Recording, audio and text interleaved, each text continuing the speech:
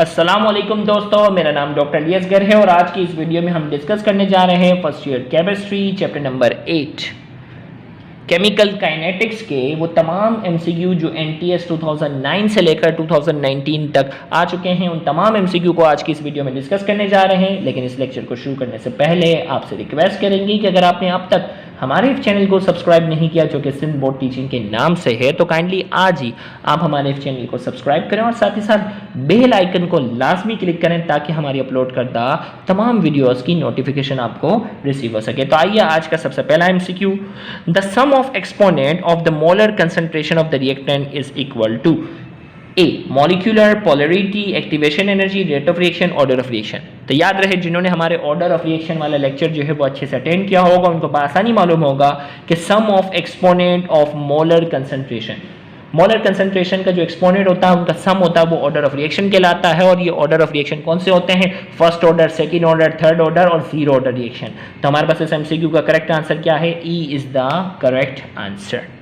फिर इसके बाद हमारे पास 2009 का ये सवाल था। 2009 के बाद अगले ईयर की तरफ हम चलते हैं और देखते हैं कि कौन सा सवाल पूछा गया है इस चैप्टर से रिलेटेड।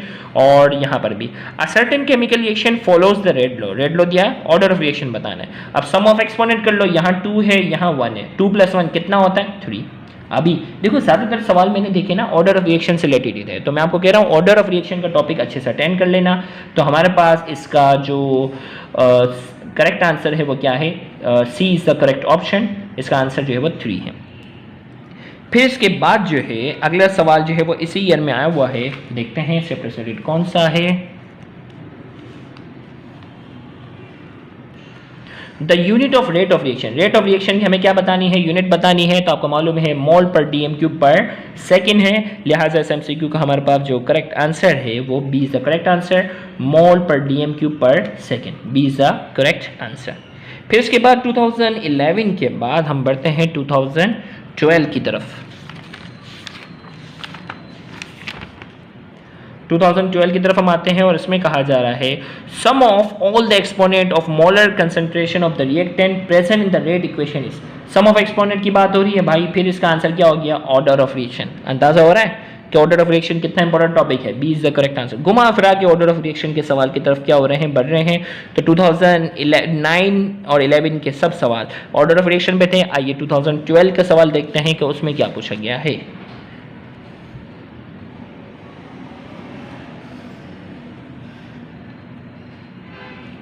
ओके, ये था हमारे पास। ओके,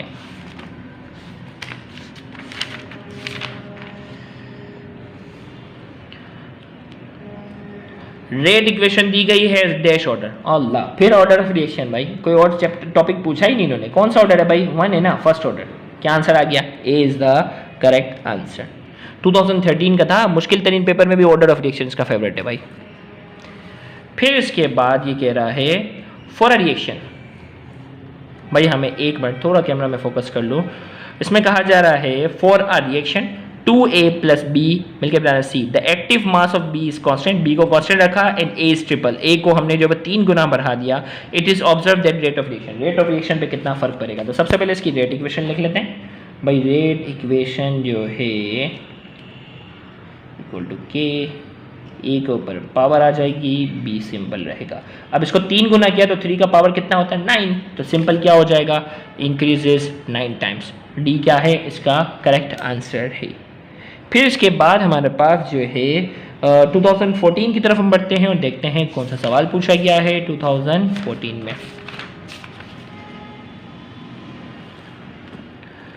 अब ये तो बुक वाली बात आ गई। Catalyst use in the reaction, ये रिएक्शन दिया हुआ है और इसमें कहा जा रहा है कौन सा कैटलिस्ट इस्तेमाल होता है और उस कैटलिस्ट की नेचर क्या है। तो जिन्होंने बुक पढ़ी होगी 2% इथाइल अल्कोहल है और वो कैटलिस्ट जो होता है वो नेगेटिव होता है, रिएक्शन को स्लो करने का काम करता है। लिहाजा इस MCQ का हमारे पास करेक्ट आंसर जो है वो ऑप्शन बी है। फिर इसके बाद इसी ईयर में एक और सवाल भी पूछा गया है। If product of a reaction act as catalyst such process is called. हमने कहा जब मुख्तलिफ रिएक्टेंट जो रिएक्शन करते हैं और उनका जो प्रोडक्ट होता है वो अगर कैटलिस्ट के तौर पे काम करता है तो उस प्रोसेस को क्या कहते हैं? ऑटो कैटलिस्ट का नाम देते हैं। इसका करेक्ट आंसर हमारे पास जो है वो option C is the correct answer, auto catalyst. फिर इसके बाद 2015 की तरफ बढ़ते हैं और देखते हैं कौन सा सवाल हमसे पूछा गया है।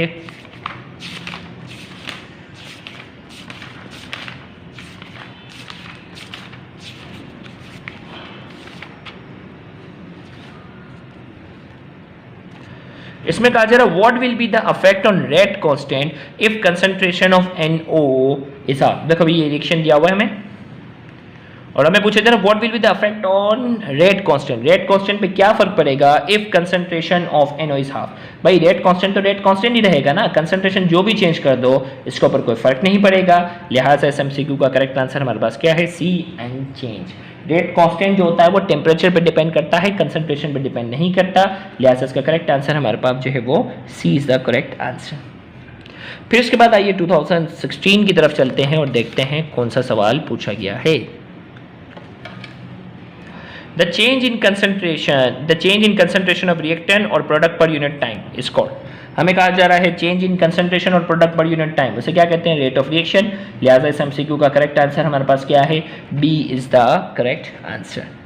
फिर इसके बाद हमारे पास 2000 इसी ईयर में एक और सवाल भी पूछा गया है, इसका वो तलाश करते हैं वो कौन सा सवाल है। ओके भाई, इसमें कहा जा रहा है आ कैटलिस्ट, कैटलिस्ट क्या करता है, increases the rate of forward reaction, increases the rate of forward and reverse reaction, changes equilibrium position. D में कहा जा रहा है changes the rate of reverse reaction. तो याद रखिएगा कैटलिस्ट जो होता है वो रेट ऑफ फॉरवर्ड और बैकवर्ड रिएक्शन दोनों बढ़ाने की क्या रखता है, सलाहियत रखता है। इसका करेक्ट आंसर हमारे पास बी है और इसी वजह से कहते हैं कि इक्विलिब्रियम पोजीशन पर कैटलिस्ट का कोई इफेक्ट नहीं होता, क्योंकि इक्विलिब्रियम पोजीशन वो होती है जिसमें फॉरवर्ड रिएक्शन और बैकवर्ड रिएक्शन दोनों क्या होते हैं, बराबर होते हैं। लिहाजा अगर उसमें हम कैटलिस्ट अगर शामिल कर देते हैं तो वो जितना फॉरवर्ड रिएक्शन को बढ़ा देता है उतना ही बैकवर्ड को बढ़ाता है, लिहाजा इक्विलिब्रियम पर कैटलिस्ट का कोई इफेक्ट नहीं होता। तो SMCQ का हमारे पास करेक्ट आंसर हमारे पास क्या है, B is the correct answer. फिर इसके बाद हमारे पास जो है